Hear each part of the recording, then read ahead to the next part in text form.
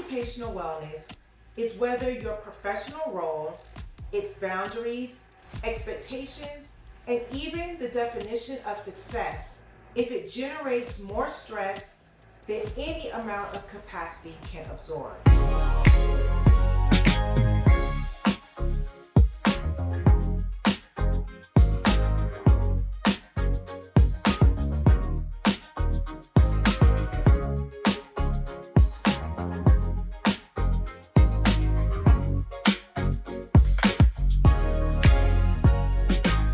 Are you living to work or working to live?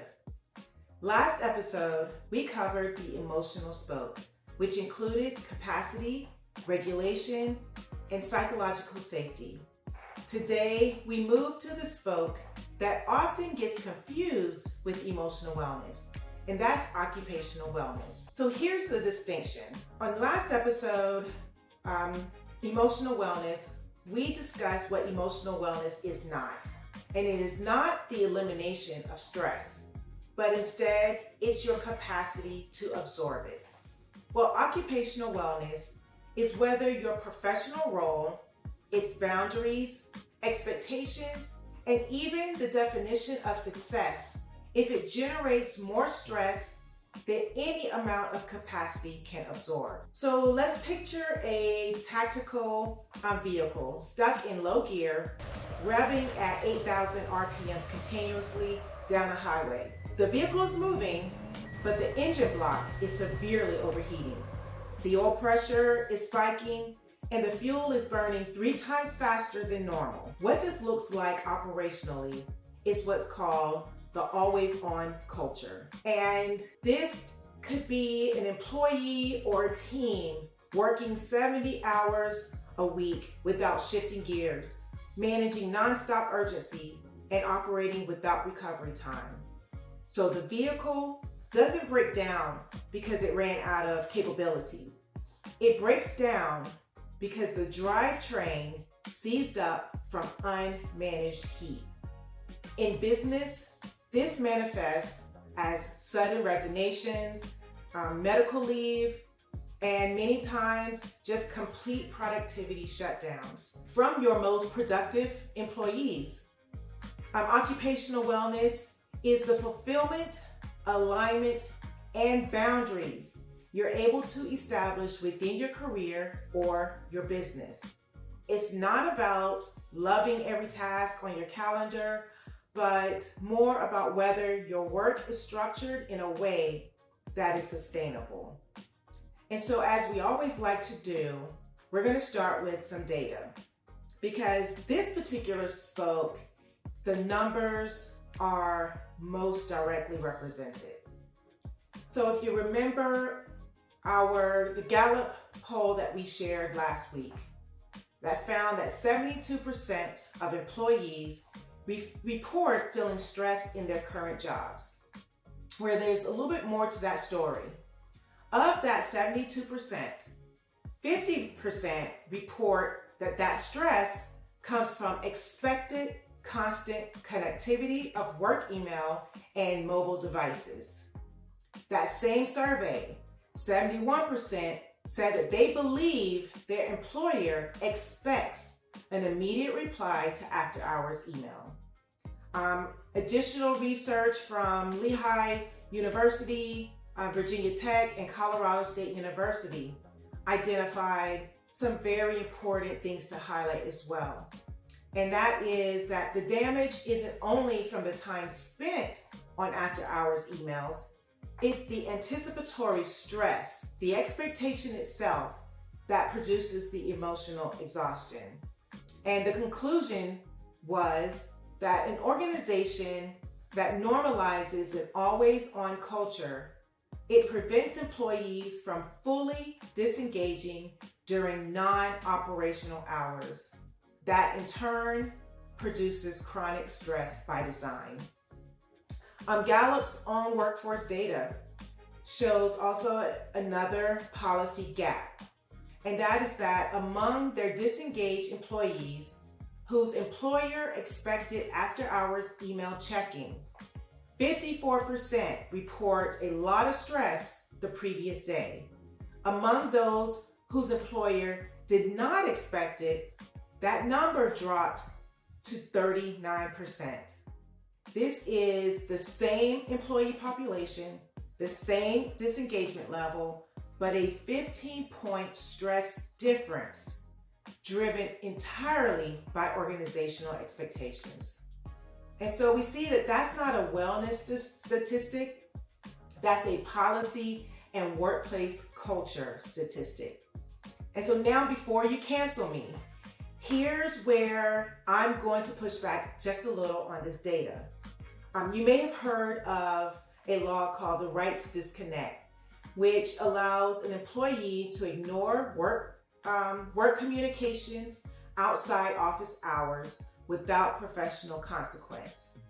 So one of the things that I notice is the right to disconnect conversation treats every after hours message as the same threat. And we understand it isn't. Having led teams in high pressure, high alert environments for more than 15 years, I understand that the mission doesn't pause because the workday ends.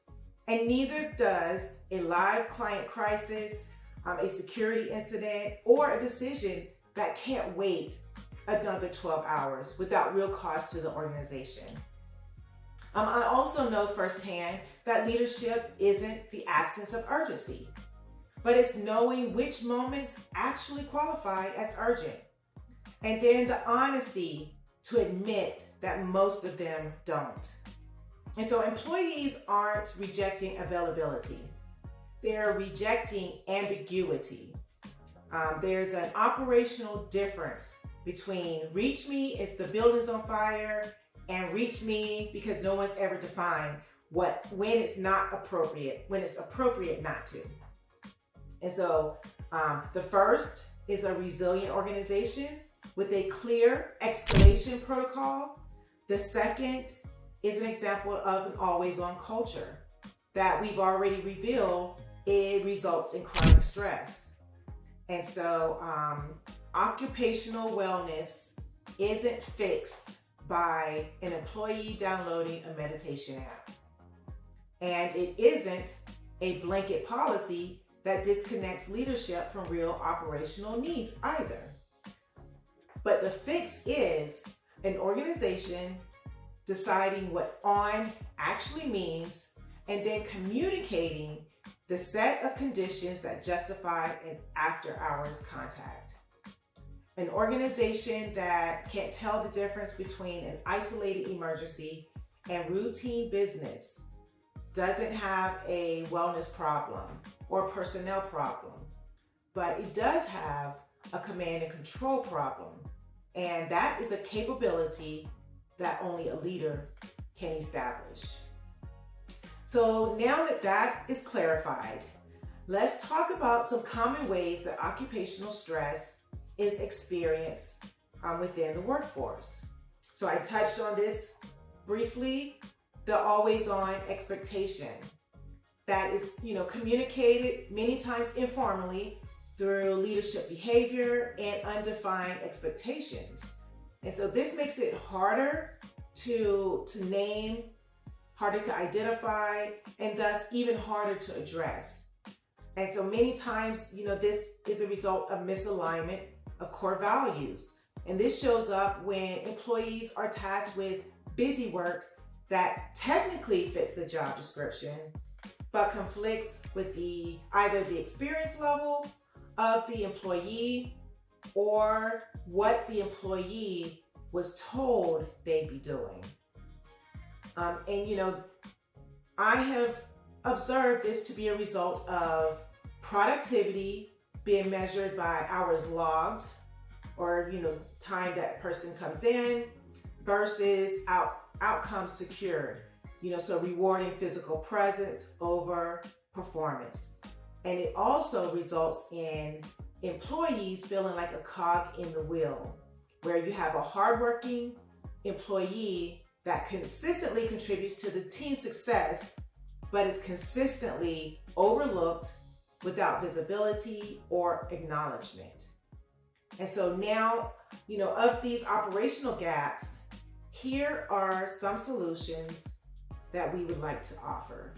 First, for the individual, you are responsible for initiating the conversation with leadership and establishing an understanding and agreement of expectations.